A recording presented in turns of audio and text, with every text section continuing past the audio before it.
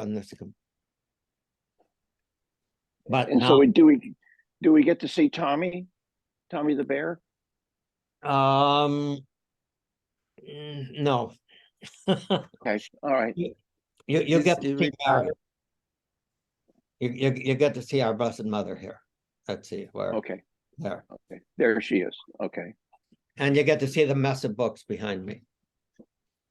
But I do need to be running. I'll stop in from time to time. Okay. Okay, Good luck down there. thank you. Thanks. I think this is, I think this is the construction company that's redoing his foundation. Is that what Yes, can you guys, yeah, okay. yes. Are we losing our internet? You're clear on this end. Oh, okay.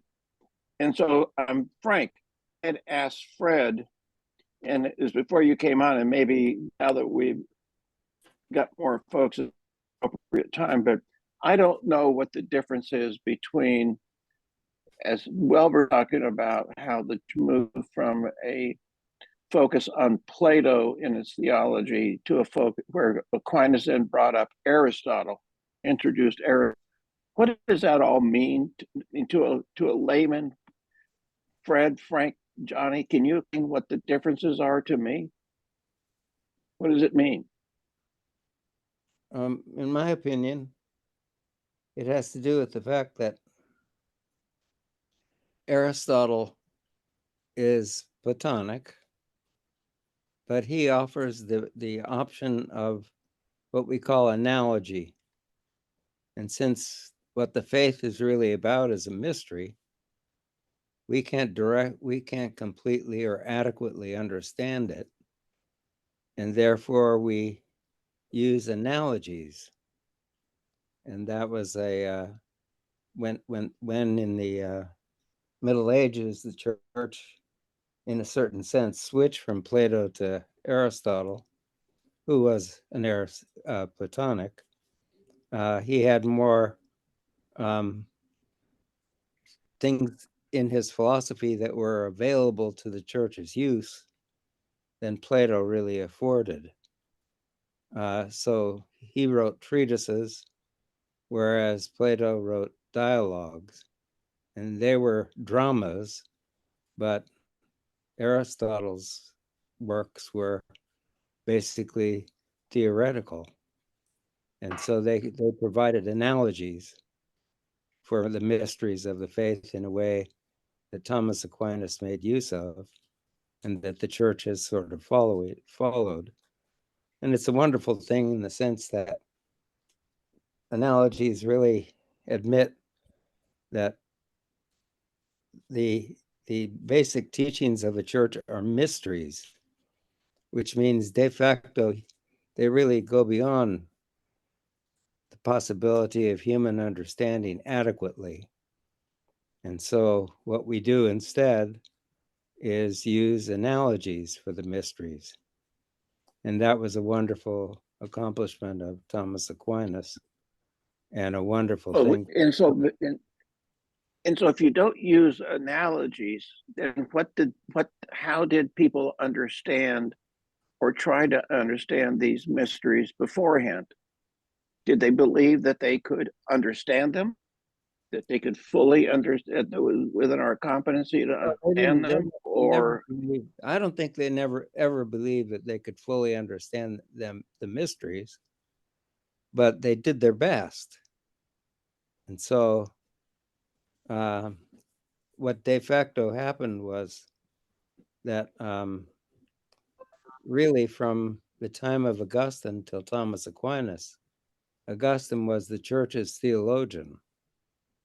And he was basically... I didn't know that. Okay. And he was basically a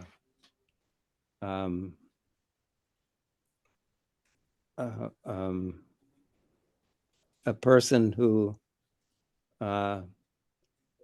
they called him the Doctor of Grace.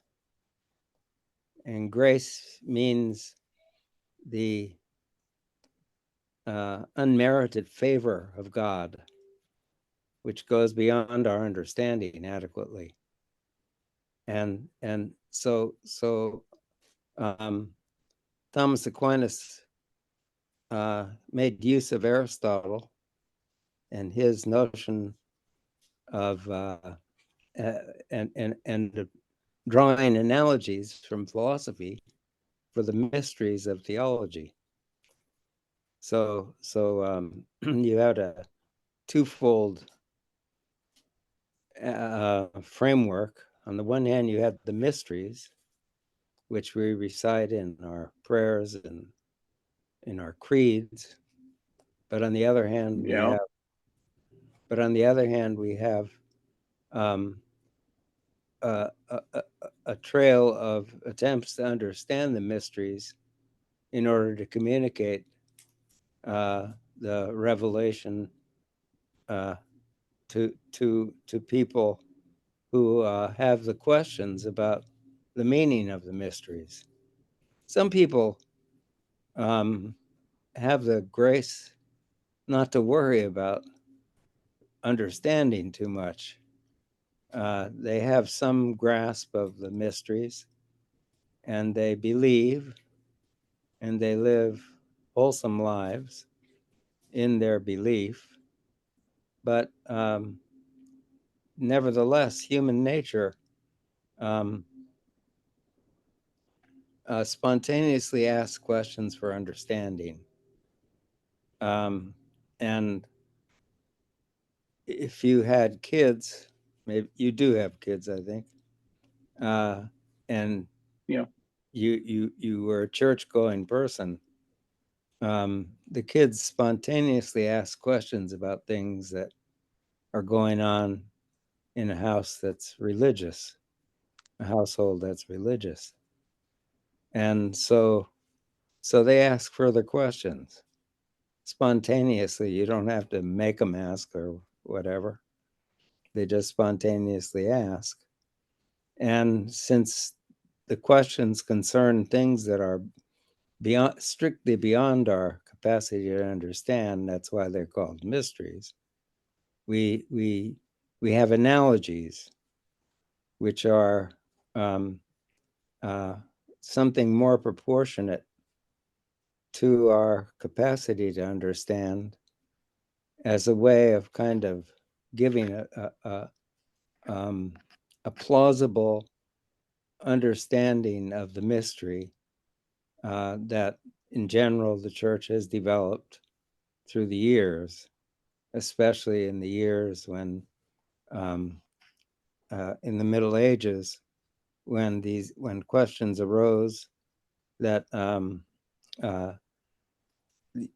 at the same time as you had Aristotle entering into the Middle Ages, the works of Aristotle, which people, first the Jews had those works, and as time went on, the Christians also took them up. So Maimonides was a great Jewish Aristotelian who was giving the theology of Jewish theology, and he had a tremendous influence on as well as other Muslim philosophers who also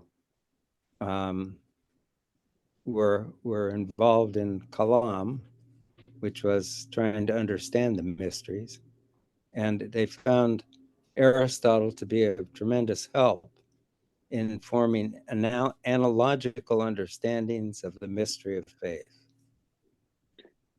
Okay, that helps me, but I'm still at 35,000 feet. So can you give me an example of kind of a central analogy that maybe was developed by Aquinas that would help me understand how he took this Aristotelian idea of analogous thinking to apply it to a mystery? Do you have an example that you might share with me? Sure.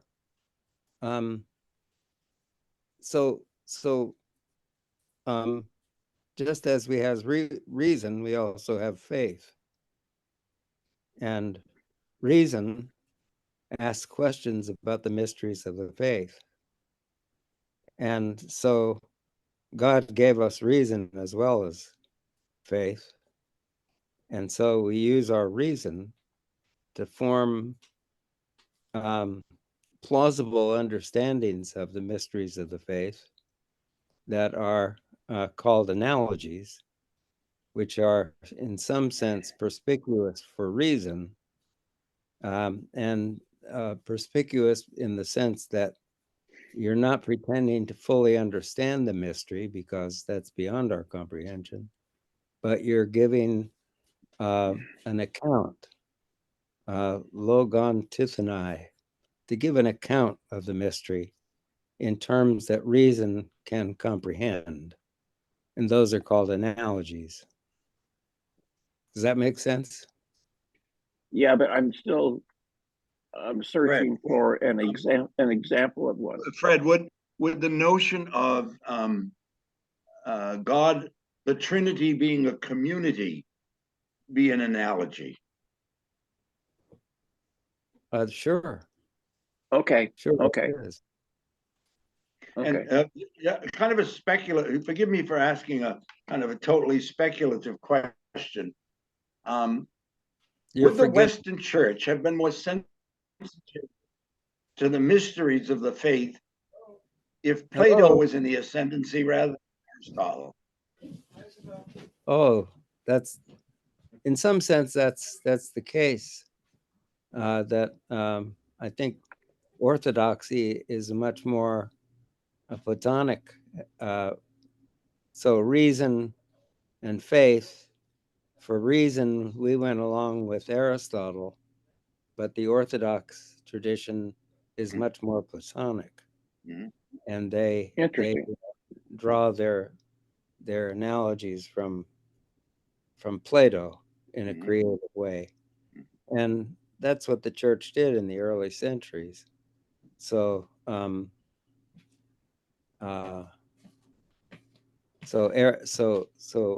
Augustine was a person who became Christian, and he had a really vibrant desire to understand, and he had recourse to Plato to a tremendous extent to give a human account that reason could grasp in some sense about the mysteries. And so what happened then was the greatest student of Plato was Aristotle. Yeah. But it took Aristotle's writings a long, long time to enter into the Christian West. First, the Jews picked it up, which makes sense because they if you ask a Jew a question, they will often, in response, ask a further question rather than give an answer. And so Maimonides was a great medieval theologian who used Aristotle in a way that was tremendously helpful. And also the Muslims used Aristotle for what we call analogical understandings of the mysteries of the faith. And the church, the Catholic Church, really did, in a certain sense, follow the road of Aquinas in a kind of official way. Nevertheless, there are other paths that people could take, which would also be more Platonic. So I guess I'll stop there. Yeah. And so do you see evidence today in the divisions or the disagreements within the church? Do you see evidence of this Platonic versus Aristotelian dynamic at work? Or am I not understanding it very well? No, a lot of the divisions are due to both the church on the one hand and the congregation on the other being kind of obscurantist. There is a certain allergy to asking further questions, and it seems like as time goes on, fewer and fewer people at large in the church are asking further questions, which need an analogical understanding. But that's not true. That's not simply true. That people are asking questions really that are less theoretical than practical, and so the church can go a long way in terms of giving practical advice and responses to practical questions. Do you guys see a lack of interesting questions in your congregations? I mean, it seems to me that most of well, maybe my Curcio group is different because it's always questions, but I'm just wondering if the great masses of Catholics in this country just don't worry about understanding or trying to understand the mysteries. They just say, well, I believe in it. I believe it. And so why waste energy on trying to understand it? And that's kind of the sense that I have, that a friend of mine who gives retreats said that maybe he stole this guy. He said, most Catholics have an understanding of their faith on like a sixth grade level. Is that they, that their understanding of the Eucharist, their understanding of the sacraments, their understanding of church tradition is like at a sixth grade level, and it's not any more advanced than that. But they're happy with that. Well, that's it. Guys. That really satisfies their questions, insofar as they have questions. You don't have to go into tremendous detail like little kid when you have little kids who are asking about the mysteries. You give an answer that you hope is adequate to their capacity to understand, and they may use that understanding for the rest of their life. You see what I'm trying to say? Yeah, So makes it sense. depends on having the questions. So, for example, you make the sign of the cross all the time, but you're not asking, how is it possible that God is one being in three persons? You see what I? But still, you know that that's the case, and when you make the sign of the cross, you say, in the name of the Father and of the Son and of the Holy Spirit. But that could give rise to further questions, and it has in the church. So there is a way in which theology really is a succession of further questions that people have about their faith. So theology is faith seeking understanding. That's the basic definition of theology. Well, thank you, Fred. Thank you. I've never understood. Just to jump in here a bit, is what kind of concerns me is that a lot of the people who are a lot, I don't have a lot, but a number of people who arrive at their point in life where the sixth grade level of understanding is inadequate. A number of those are people who leave the church. Yes, I think that's true. And I think that's the church's fault more than their fault. Yes. That's the point, I think. That so that we shouldn't simply look at, the people who stay and for whom the sixth grade understanding isn't really a great problem. Yes. We should be concerned about the people for whom the sixth grade understanding is a tremendous problem, and therefore they leave. And the result is that what the church faces today is not kind of what's easier to handle, outright hostility, but what it faces today more and more is indifference. Who cares? Oh, that's a good point, Frank. I want to chip the ball back to Tim and Curcio. Don't you have a mix there of people who are in that sixth grade level, but some others who are ready for high school or graduate level? Well, there's nobody of Fred's depth on this, or Frank's, or Tom's, or any of the ordained priests. But yeah, there are a couple of guys who say, you know what? In fact, one guy, interesting, who left our group because he grew tired of this constant conversation that the rest of us wanted is, why do we believe this? You know, I mean, can we kind of peel back the layers of the onion and try and understand some of these mysteries? And he said, I don't need that. I don't need that. I don't need that. You know, I just believe. It's just my belief that I don't need to waste time, you know, worrying, thinking about it or talking about it. Yeah, so there is that mix, Johnny. There is that mix, but we're gradually trying to rope Dave back into the group. You know, we're not going to let him leave that easily, so we're roping him back in. So Frank, if it is the people who are leaving are troubled by their sixth grade level of not understanding, there's no easy fix, but is there even a partial fix to that problem?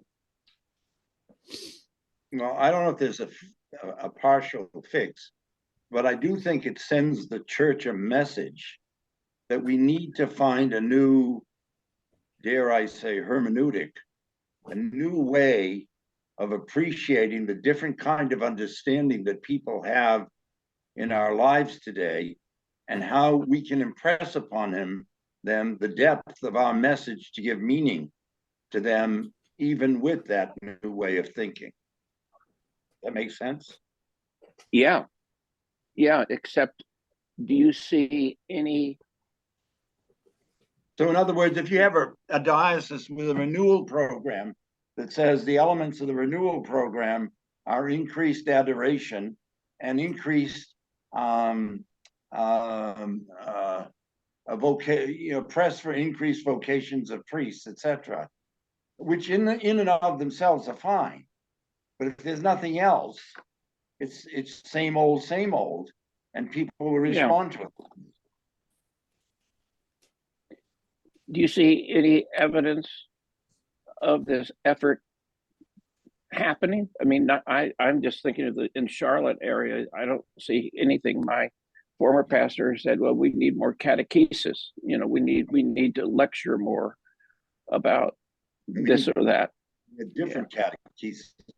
For example, you know, we need to understand, for example, what Pope Benedict XVI meant when he talked about sacramental encounter, or Christian faith not being primarily a moral code, but an encounter with the living God.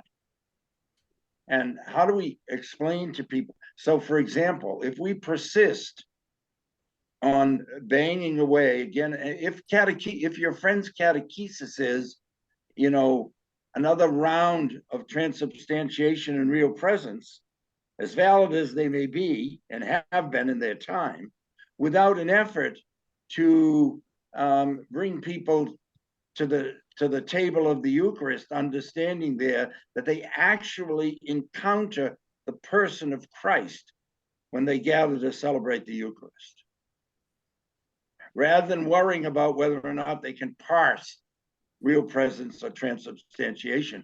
Because in many cases, people of faith, you know in their hearts, they can't explain the terms, but they know in their hearts that they're encountering God. Absolutely. Yes. Yeah. Well. And Anyway. I'll just jump in for a second, because I think, you know, I live right next door to Holy Family Parish Church. So Yeah, I go to Mass and I see these incredibly devout people with their rosaries and their sign of the cross and absolute deep faith in what they are receiving in the Eucharist. Now, I think you know how fascinated I am with the James Webb Space Telescope and yeah. the fact that the universe is now clearly 28 billion light years old. And the Didn't know question that. is, I thought, oh, how didn't- big okay. is your God?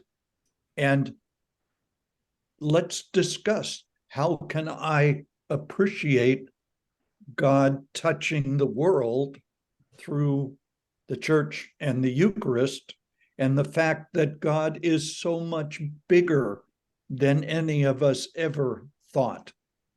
That's exciting. That's not a tool to condemn spirituality. I'm not ready to go teach on this subject, but can I put it out there for you to discuss, please? No, it's clear that it's meant a lot to you. Yes, It in no way has it challenged your faith. It's no, enriched your faith, yes. and that's a wonderful thing. And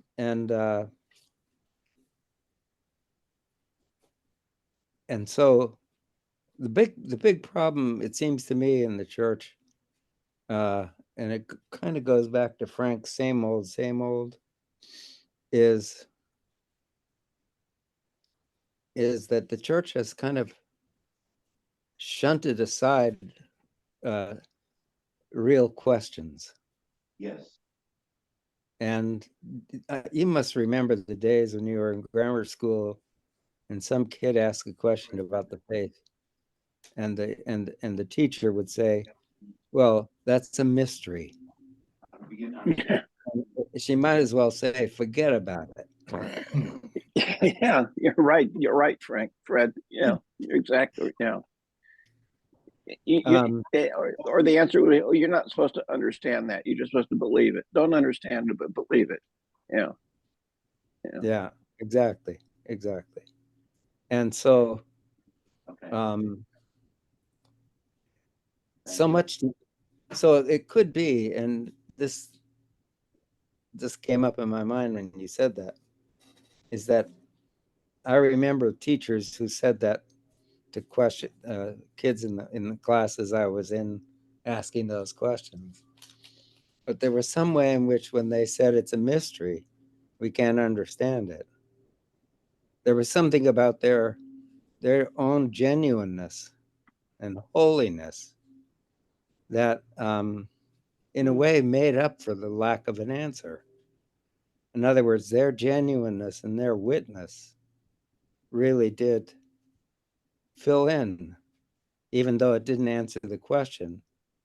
What really struck you about some of my teachers was how authentic they really were. So I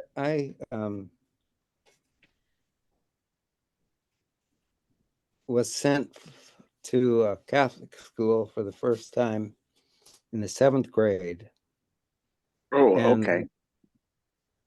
and I had a sister of mercy from San Francisco who had 44 kids in her class. And I just felt like she basically loved me into the church. Wow. And it was indelible. I mean, it gave me a kind of crazy idea that I wanted to be a priest, but I got rid of that after 11 years of seminary.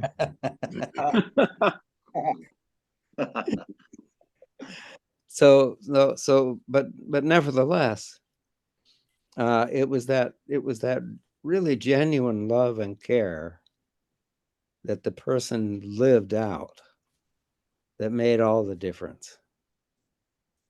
in my life. And so let me ask you guys this question. And so when you were now Johnny, we were classmates. Fred, you were a year ahead, and Frank, you were off on the East Coast. When did you decide that you wanted to try the seminary or try to become a priest? How did that happen, Johnny? We were freshmen together. When did the idea come into your mind to go to seminary? I'd have to say it was early in the 8th grade, and the parish priest and the nun who taught the 8th grade both got me into the topic. The interesting thing from my side was we were now members of the Salesian parish right by St. John Bosco High School. Okay. And those priests, both of them, took me aside and said, I think you're called. And so I took the test for both diocesan but I think it was, shall we call them recruiters, in my 8th grade, both at this parish church and at the St. John Bosco people. Is that Bellflower? Yes. Is that Bellflower? Yeah. My youngest sister taught at Bosco for about 5 or 6 years. Uh-huh. Talk about an incredible football team that they have year after year. That's a sidelight. Yeah. Don't they though? Yeah. What about you, Frank? How did you come to this? And did you go to high school seminary or did you go later on? Later on, I went to Boston Latin School, which is a high school here in Boston. I don't remember a particular event or time. I was raised in a very Catholic family that didn't have huge expressions of piety, but had deep faith. And it was Irish Catholic Boston, and there was a certain sense in which, one of the boys would become a priest, which was something of an expectation. And in some cases, the mother had the vocation, but that wasn't the case with me. My mother was never pushed it. And in fact, I went to seminary right after my father died, and she wasn't a huge fan of that. She never discouraged me or anything, etc. So, I think it was something that was there for me as a possibility since I was very young. In fact, I asked a priest here in Boston, who's a friend of mine, if he would preach at my funeral.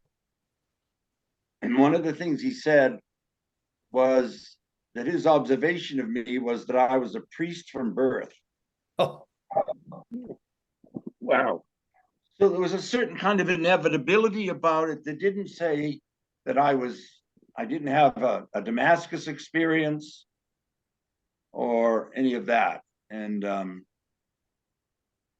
so, I think some people can say, well, Sister so-and-so said, you're going to be a priest, or had that beautiful moment of grace that Fred had with the Sister of Mercy from San Francisco.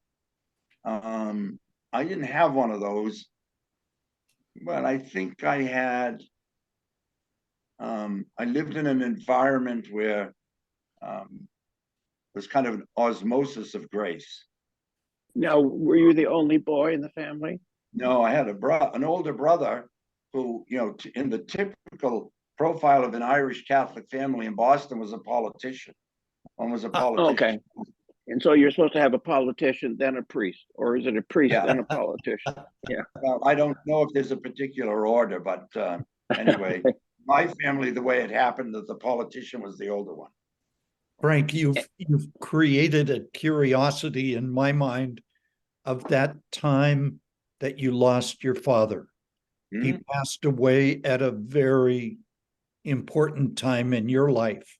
Correct. And would you mind reflecting a bit on how the challenge of the mystery of death might have been connected there, or if at all? I'm not sure it really was at all, other than because I was 16 when he died. He was 47 years old. So Heart attack, heart. no.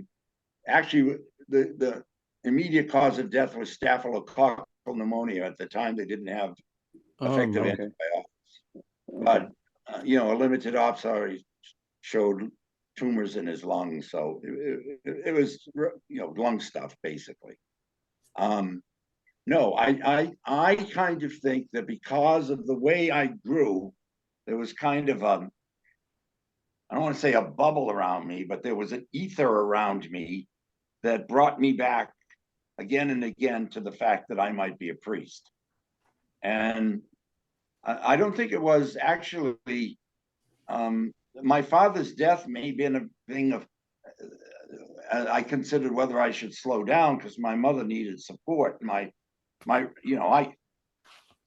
could shovel the coal in the furnace, and I could fix up things around the house. My brother was totally useless at that. So I had an interesting experience actually. After my father died, one night I was asleep and I woke up and heard my mother sobbing in her bedroom. So I went in and I sat down and I talked to her until she went to sleep. She never ever said anything about that to me until after she was diagnosed with terminal cancer 35 years later. And I came to visit her and I was alone and I walked in and first thing she said to me, I have never talked about this, but I want to thank you for that night you came in and sat and talked me to sleep. You were just a boy. So I think there was a certain not genetic, but an inclination to the priesthood and that kind of life that was in me from when I was very young. What a wonderful. That had to have brought tears to your eyes when your mother is saying that to you. It stunned me. I thought it was all over and done, never, etc. 35 years later, when she was dying, she had to tell me that. Yeah. Wow. And Fred, Fred, so Fred, did you go straight to Our Lady Queen of Angels out of grade school the way Johnny and I did? Yes. And so were you the only one in your class that did that? No, there was another guy who dropped out pretty quickly. Okay. I know with me, there were, and so I was in a parish with this guy who had been ordained earlier. His name is Bill Dubé. We talked about him a week or so ago. Yes. Yeah. And he was really kind of the role model for a lot of us guys in the 6th, 7th, and 8th grade. And he came in the 8th grade and kind of talked to the boys. I mean, actually, the group of guys in the 8th grade, we had some real scalawags, and a couple of times the assistant pastor would have to take us guys aside and say, "You guys, you got to quit saying these things about the girls. You just we got pretty crude." And so one time they brought in Bill, who he had been just ordained, and he's talked to us about, how to act towards girls, and you're not supposed to be obnoxious and vulgar just because girls were growing breasts in the 8th grade, which was always a big source of imagination for us. And so there were 5 or 6 of us guys who took the test for the seminary. And another guy whose name was Dave Greeley, you may remember him, Johnny. He and I both went up there freshman year. And then his father died at Christmas time of our freshman year. His father was a cop in Long Beach, and had a severe heart attack and was literally immobilized for years. And that's before you had the kind of modern heart remedy, heart medications that are, he would probably live 20 more years. And so Dave had to drop out. And so I was the only one from my parish that was there. But, you know, being a second generation Irish girl, I mean, it was always, well, and there were three of us boys, just one of you is going to have to be a priest, you know. And so I did it. And actually, I thought it was a kick. I thought it was fun to get out of the house because there were four of them still in the house when I left. I had a brother 2 years younger, a brother 4 years younger, and two sisters that sort of, and I was happy to get out of the house, to be honest with you. And so I found going up to San Fernando kind of a really delightful kind of getaway. And so it was a fun time. But I don't think I ever understood what it would mean to be a priest, or what that kind of commitment was going to be. I think I maybe did it because I saw it kind of an attractive thing, but not for any good motivations. Just kind of, here's a way to get out of the house, you know. Obviously, I have to think, Tim, as you described that, to a certain extent, it was not until after second theology that I got that job at the Chancery office and worked for Frank Weber and watched people that I knew coming in and out and so forth, that it dawned on me what it really was about. Up until that time, it was just like, I'm a good seminarian and I do good work, and they tell me go on to the next level. But that sense of what the priesthood life is going to be about, it wasn't clear to me until that last semester before I left. Interesting. And Fred, how about you? Well, that eighth grade priest I told, sister I told you about, made me think of perhaps becoming a priest. And so I took the test and got into the seminary. And then what really was true was I was in a parish where Bishop Manning, later Cardinal Manning, was the pastor. And he had these wonderful assistant priests. And they were proximate models for me of what it would be to be a priest. They were splendid priests. Now, what parish was this? What parish? St. Gregory's. Where is that? It's in South Central LA. Okay. And so these guys were really just salt of the earth people. Later on in life, I met a lot of priests who were not exactly that. I'm glad I met them later. But at any rate, I always remember my stepfather was in a liaison with the Marines. He was in the Navy, but he was on an island in the Pacific and liaising with the Marines. And he was on an island, and suddenly a Japanese plane flew by and was strafing. And he dove under a Jeep and really hit his head hard.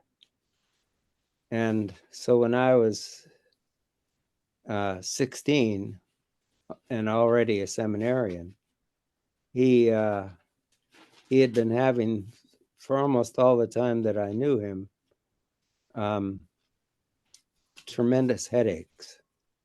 And so finally he he was the type of person who would never go see a doctor and so forth. But finally, he relented and went to the hospital. And they ended up taking a jar of whatever it was out of his head. And then he was basically not really going to survive that. But at any rate, he was a tremendous person. He was the guy that brought me up. Since my own father had died when I was 2 years old, and my mother ended up marrying him and moving to LA with him. So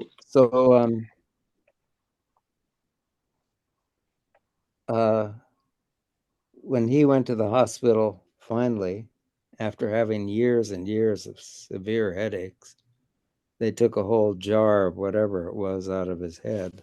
Wow. And of course, he was not the same. But I had the experience of one of the assistant priests in St. Gregory's Parish coming to the hospital and seeing how just his coming was important for my father, but it was really important for a lot of people who were just there visiting their own loved ones, and they all wanted to stop him and talk to him and so forth. He was really a wonderful person, a very reserved person, but a very kind and wonderful person. So so I was maybe 14 or 15 at the time, and I was really impressed with his demeanor, with the way he dealt with my stepfather, and he was a wonderful example to me of the priesthood. Classic role model. Yes. Yes, exactly. And so in St. Gregory's, there was also a wonderful Irish guy. Bishop Manning was Irish, and so he brought Irish guys over and had them as assistants. And he was a salt of the earth guy. And so I had those proximate models, and that's what made me think, besides Sister Mary Boniface in the 8th grade, that I might have a vocation to the priesthood. I'm just thinking of your mother who buried 2 husbands. Yes, that's true. God, oh my gosh, wow, Mm, goodness. yes, Yeah. it really was something. And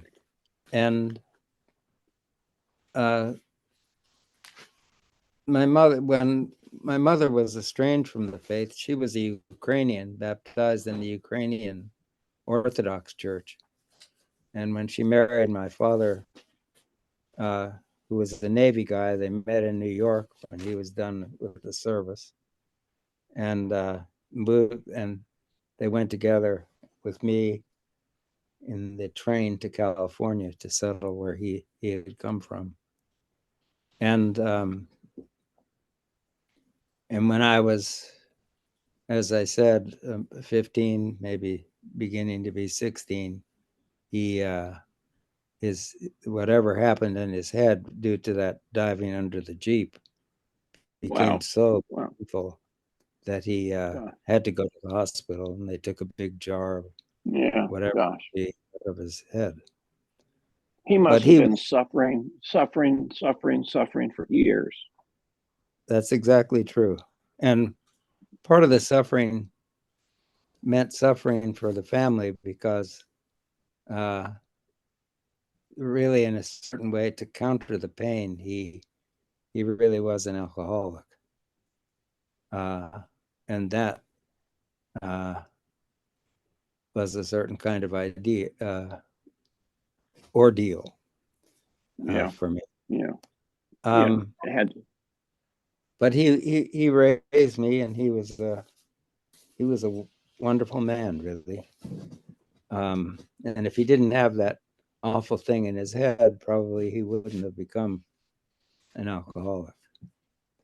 So,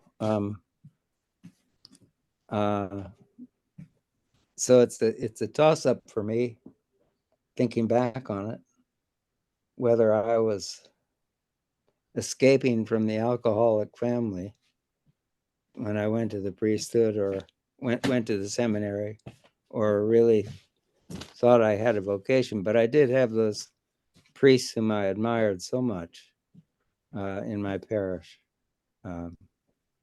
And then there was a priest from a family in the parish. His name was Burke, Eugene Burke, and he taught at Catholic University. And he came every summer to his family with all his books. And when I would sometimes go see him, he had all these books in different languages on his bed. And I was impressed. And so I thought, and they were in different languages too. So I thought, wow, that's really something to be able to read all those kinds of books. But he was a great guy, Gene Burke, and in a great family too. And so, so I think the two things sort of happened at the same time. I had been getting inspired to be a priest, but on the other hand, I also was inspired by this guy with all the books on his bed. So that sort of led to my going to the seminary. Well, the I Holy always Spirit works in strange ways. Yeah. The man my mother married after Pat died from that awful wound he had. That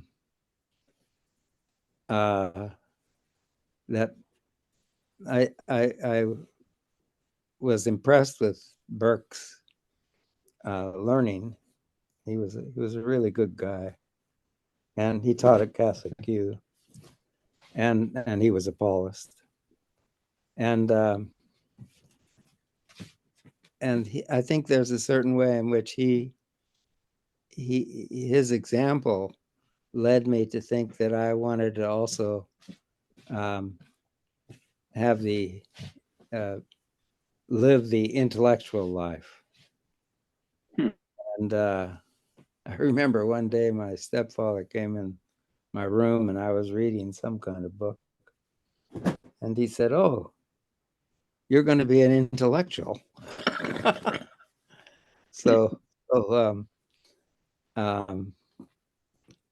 I didn't ever call myself that, but